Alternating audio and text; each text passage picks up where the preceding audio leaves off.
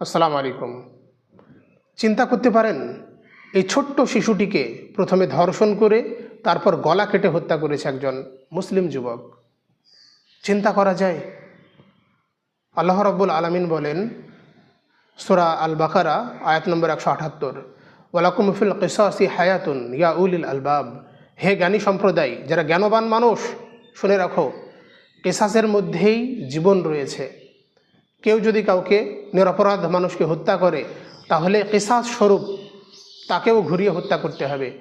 এর মধ্যেই প্রাণ রয়েছে, জীবন রয়েছে। এটা জ্ঞানী মানুষ ছাড়া বুঝবে না।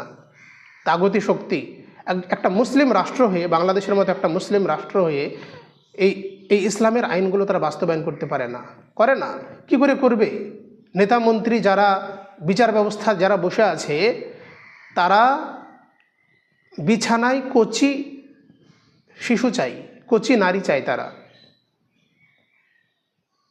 এসবের জন্যই তো ক্ষমতায় গেছে। তাহলে এই হচ্ছে আমাদের বিচার ব্যবস্থা, এই হচ্ছে সিস্টেম। এইভাবেই গোটা বিশ্ব চলছে। তাহলে কার জন্য কি করবেন?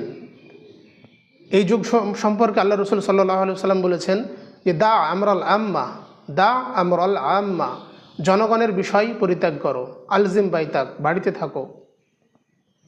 তাহলে এই সময় কোনো কিচ্ছু ঠিকঠাক চলছে না। অত্যন্ত একটা বিশৃঙ্খলাপূর্ণ সময় আমরা পার করছি। তো আমাদের প্রত্যেককে আল্লাহ রাব্বুল আলামিনের দিকে ফিরে আসতে হবে।